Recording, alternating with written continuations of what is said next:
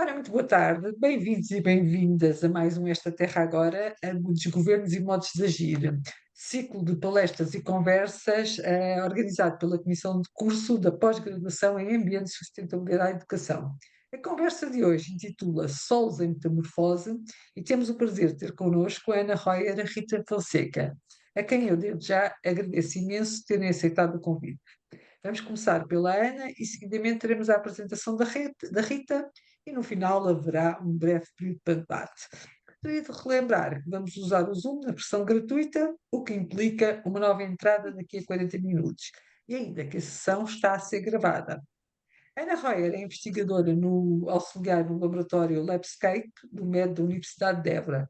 Está integrada no projeto SOLO, Soil for Europe, no âmbito do think tank da prevenção da erosão. É licenciada em Engenharia do Ambiente pela Universidade Tecnológica Federal do Paraná e Instituto Politécnico de Bragança e doutora em Investigação Agrária e Florestal pela Universidade da Corunha, em Espanha.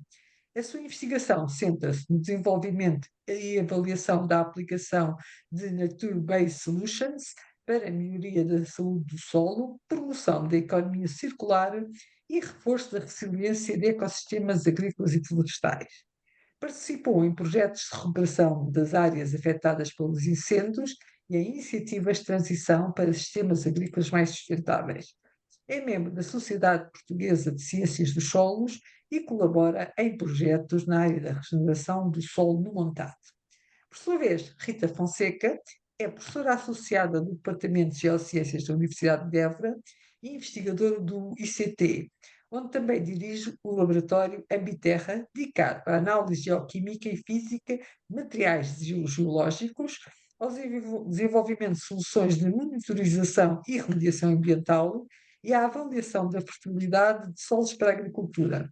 É licenciada em Geologia pela Faculdade de Ciências da Universidade de Lisboa e doutorada em Geoquímica Ambiental pela Universidade de Évora.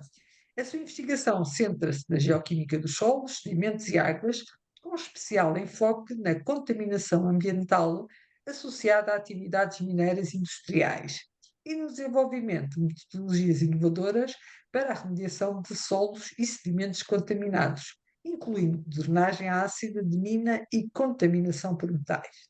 Colabora com a Agência Portuguesa do Ambiente e com o Fundo Ambiental no desenvolvimento de estratégias técnicas e base científica para a valorização de solos contaminados e apoio à definição de políticas públicas na área de gestão de solos e economia circular. E agora, após esta breve apresentação, vou passar o ecrã à Ana. Ana, tem agora 20 minutos, mais coisa, menos coisa. Ok, obrigada, Cristina. Boa tarde a todos. Primeiramente, agradecer mais uma vez o convite e pronto, preparei uma apresentação para falar um bocado sobre solo, um recurso degradado, o diagnóstico e caminhos para a regeneração. Conforme a Cristina já apresentou, pronto, não vou dispensar as apresentações, sou investigadora colaboradora do MED e, e vamos passar ao que interessa. Se o slide colaborar. Ui.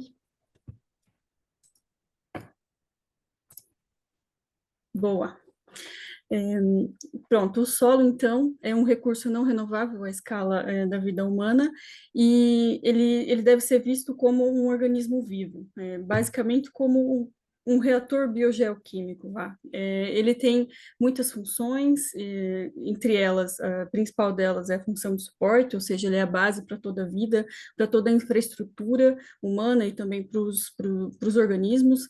Além disso, está envolvido nas funções de regulação também ambiental, não é, na ciclagem de nutrientes, no sequestro de carbono, atua também como um filtro, tanto de água como também na degradação e na degradação dos contaminantes, auxilia também nos processos de regulação do clima e favorece, então, a capacidade da infiltração de água e a regulação dessas enchentes. Além disso, provém muitos serviços ecossistêmicos e ele muitas vezes é visto como um fator simplesmente produtivo. Entretanto, é preciso fazer essa mudança de paradigma de forma com que ele seja também visto como um recurso a ser protegido. O Observatório Europeu de Saúde dos Solos é um das principais referências a nível europeu para a parte de monitorização e avaliação do estado da saúde do solo, e eu trouxe alguns dados que, de certa maneira, são bastante preocupantes, revelam um cenário preocupante, porque com base em 18 indicadores de avaliação dos processos do solo, de parâmetros, verificamos que cerca de 60, mais de 60%, entre 60% e 70% dos solos da União Europeia são considerados solos não saudáveis, ou seja, apresentam algum estado de degradação. As principais ameaças são a erosão, a perda contínua da matéria orgânica desses solos, também o desequilíbrio de nutrientes que afeta, e, consequentemente, também a impermeabilização que é aplicada a vários desses solos. Quando a gente avalia a distribuição desses solos degradados por tipo de uso do solo, verificamos, por exemplo, para a agricultura, que cerca de apenas 10% são considerados saudáveis, o que de fato é um dado, é uma estatística muito desfavorável, preocupante. Da mesma forma, nos ambientes urbanos também, ronda aí aos 10%, enquanto que nos outros tipos é um bocado mais animador a estatística. Quando avaliamos, então, quais são os principais indicadores e os processos de degradação do solo, poderia ficar os 20 minutos inteiros nesse único esquema, mas apenas para fazer de forma mais sucinta, são 3 os principais eixos, né, que a gente considera para avaliar esses indicadores, que são os químicos, baseados na poluição, contaminação, principalmente por metais pesados, que a Rita vai abordar mais à frente. Também a parte da salinização, que deriva principalmente nas áreas que têm um grande uso, não é, da irrigação, além também do desequilíbrio de nutrientes, principalmente vindo da parte da agricultura e não só, porque também vem de fenômenos de eutrofização, o que causa o excesso de nutrientes nesses ambientes e o desequilíbrio por consequência. Os processos, por outro lado, de degradação física estão relacionados com o desequilíbrio da estrutura desse solo. São principalmente a erosão, além da compactação e a impermeabilização desse solo. A erosão é, de fato, das principais ameaças e ela maioritariamente acontece pela erosão hídrica e os climas, então, que estão mais sujeitos a essas oscilações de precipitação são, de fato, os mais afetados. Depois também temos a parte da biodiversidade, os fatores de biodiversidade da microbiota, que estão muito relacionados à matéria orgânica e também à capacidade desses solos de suportar as funções biológicas de decomposição, de ciclagem de nutrientes. A matéria orgânica é considerada, de fato, um elo-chave para a manutenção da saúde dos solos. Avançando para o panorama de Portugal, o que temos é que Portugal, apesar de ser um país pequeno, a minha comparação, não é um país muito diverso. Desde dessa faixa que temos, encontramos vários tipos de solo, vários tipos de relevo, e o que mais impressiona nesse caso é também a distribuição dele, e verificamos que em algumas das principais regiões temos alguns solos que são considerados menos desenvolvidos ou menos meteorizados, digamos assim, que são os leptossolos. São, de fato, solos com menor espessura, com muita pedregosidade, são os mais frágeis. Então, são esses os que, de fato, sofrem as maiores consequências a nível principalmente de desertificação. Outro fator importante quando falamos de saúde do solo é a parte de uso e ocupação que nós damos a ele. Porque, de acordo com esses variados tipos de solo e em conjunto com os critérios de geologia, de declive, de profundidade, nós vamos ter diferentes níveis por exemplo, de armazenamento de água que esse solo vai apresentar, de suscetibilidade a processos de degradação e com base nisso, a gente consegue elaborar as cartas de aptidão da Terra, que vão nos dizer qual que é o potencial biofísico desse solo, ou seja, esse solo estaria apto de forma natural para suportar, por exemplo, uma atividade agrícola, ou para suportar um uso florestal. Entretanto, na realidade, nem sempre é isso que vemos. O que vemos é um grande desajuste, um grande desequilíbrio entre esse potencial biofísico do solo, que seria a aptidão, a capacidade que o solo tem para suportar determinado tipo de uso, e o uso real que nós damos a esse solo, que vem, então, do uso e ocupação. Muitas vezes, o solo tem um uso que não é adequado. E isso também acelera e potencializa o fenômeno da desertificação. De fato, esse é um dos fenômenos mais preocupantes para Portugal, especificamente, porque estamos no clima mediterrâneo e isso faz com que essa distribuição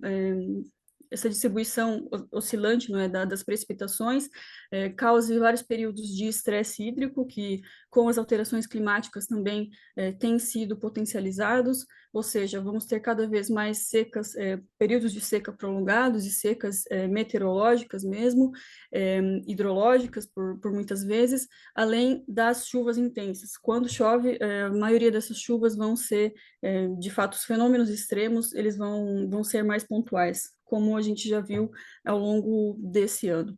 E isso causa fenômenos de erosão extrema em vários pontos do país. Principalmente, podemos ver a evolução nos mapas da parte, essa avaliação do índice de aridez, que é o que representa, o indicador que representa a desertificação, é analisado de forma de triênios, ou seja, de 3 décadas, e nas últimas análises do Plano Nacional do Combate à Desertificação, verificamos um aumento expressivo, a área de risco, de suscetibilidade à desertificação aumentou em cerca de 50%, e o Alentejo, como vê-se no mapa, está 100% todas as áreas suscetíveis à desertificação. A desertificação nada mais é do que a perda gradual da produtividade desses solos e também da vegetação, devido a esses fatores climáticos que eu mencionei, que podem também e que também são, em boa parte, responsáveis pelas atividades humanas, ou seja, as práticas que aplicamos e a forma como gerenciamos e manejamos esse solo interfere e muito no processo de acentuação da desertificação. Os incêndios florestais também são um fator que deve ser levado em conta e também potencializam a desertificação.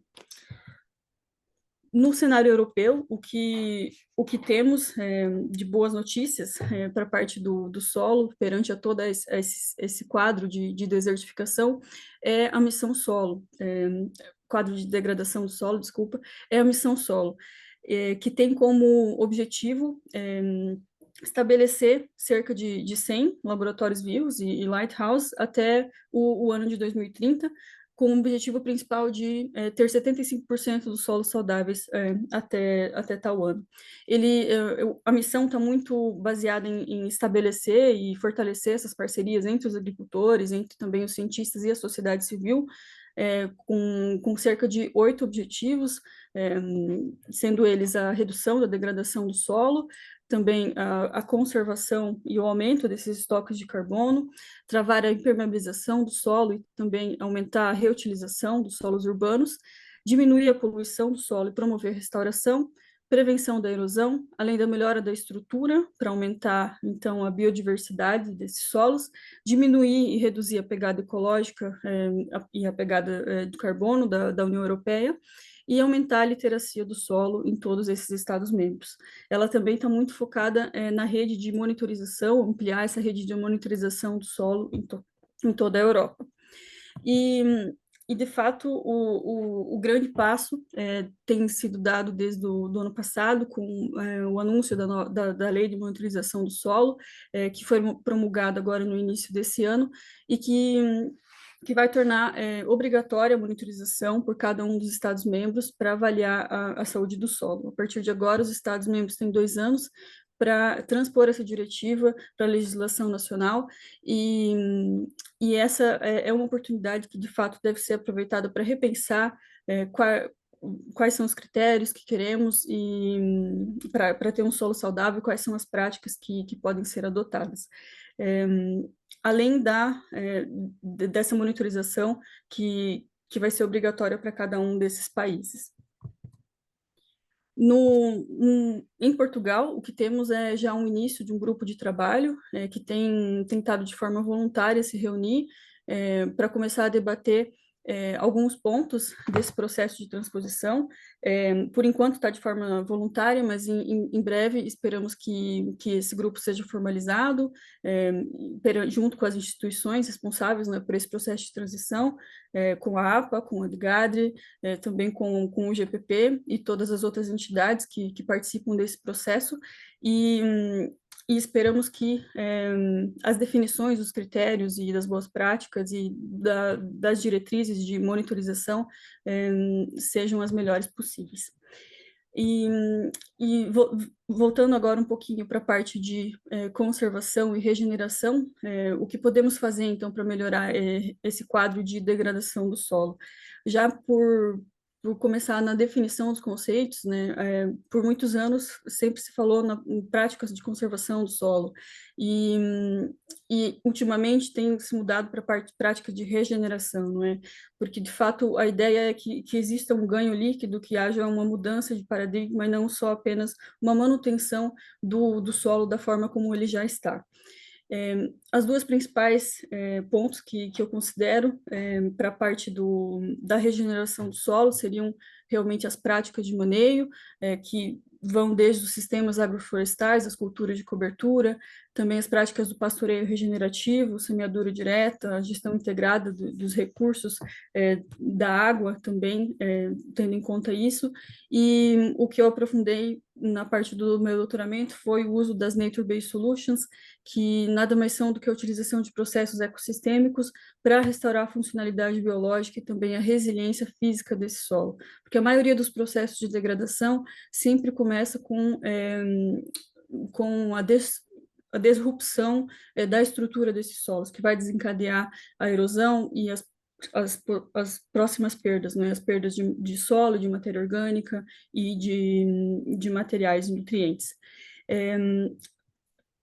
Por outro lado, quando avaliamos, sempre estamos pensando sempre em prática de regeneração, e o que necessitamos é, de fato, de uma visão mais ampla sobre todo esse contexto do solo, que para melhorar e para trazer de volta e para promover a saúde dos solos, tanto na parte química, física e biológica, o que precisamos é, de fato, um empenho para além da implementação e um uso contínuo dessas práticas regenerativas por parte dos agricultores e dos practitioners, também precisamos do eixo da governança, ou seja, dessas leis, aproveitar esse momento de transposição e de criação de novas redes de monitorização para trazer a parte da governança do setor, também fazer uso da tecnologia, que sempre pode nos auxiliar com os dados em tempo real de monitorização, a parte também de disponibilização de sistemas de alerta para eventos extremos, por exemplo, pode ser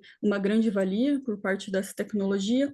Pensar também em soluções que sejam voltadas do lado econômico, precisam ser de custo-benefício, tanto para o agricultor, e nesse sentido já tem surgido muitos mecanismos, como os pagamentos por serviços ecossistêmicos, pagamentos por resultados, a parte dos mercados de carbono, e, por fim, também todos nós que estamos envolvidos, o solo não é uma responsabilidade somente dos agricultores ou das pessoas que lidam diariamente com ele, todos nós somos responsáveis de alguma forma por participar também do processo de aumento da literacia sobre o solo, além também de promover sempre a formação e a capacitação de todos os agentes que atuam também na parte de serviços de aconselhamento. Existem muitas outras iniciativas também. Em Portugal, por exemplo, existe a Parceria Portuguesa para o Solo, que é um bom meio de divulgação, a parte também da Sociedade Portuguesa do Solo e as diversas associações. E por fim, apenas para divulgar um bocadinho também do projeto, o projeto Solo, com quem eu tenho, no qual eu estou inserida e tenho trabalhado nos últimos 4 meses. Basicamente é um projeto da Missão Solo. Ele trabalha para a Missão Solo no sentido de tentar estabelecer as prioridades e os roteiros de investigação é, para quais devem ser direcionados os esforços nos próximos anos da missão solo, em cada um desses objetivos que a missão solo tem. Para isso foram constituídos 9 think tanks e a Universidade de Évora, então, está responsável pelo think tank da prevenção da erosão e também pela parte do Regional Node da Soilui, que é um processo de co-construção, sempre em grupos e dentro de cada um desses objetivos são debatidos as falhas de conhecimento que ainda existem em cada uma dessas áreas, desses objetivos, quais são as ações que podem ser implementadas para resolver ou para solucionar cada uma dessas falhas de conhecimento e quais são os atores e os constrangimentos que a gente sempre encontra ao longo desse processo. A parte do Regional Node, por exemplo, tem sido desenvolvida em Mértola, tem envolvido um processo de co-construção com o envolvimento de muitos atores, como a DPM, a ACOS, a Câmara Municipal e também outras entidades, e tem sido um processo que tem gerado um debate muito significativo e muito produtivo, no sentido de ver que as pessoas que estão ali no campo têm, de fato, uma vontade de regenerar o solo e de ver o ambiente de uma outra forma, de mudar a cor do guadiana, por exemplo, e trazer de volta a saúde desses solos. E, da minha parte, tentei trazer um bocadinho, um apanhado, então, da parte do solo e agradeço novamente a oportunidade. Fico à disposição para quaisquer dúvidas. Obrigada. Obrigada, Ana, pela sua excelente apresentação, mesmo dedicada para este contexto. E agora, antes de passarmos à Rita, como temos Com um seis tempo de minutos. 6 minutos, vamos fazer sair e voltar a entrar, depois a Rita já fala de forma continuada, está bem?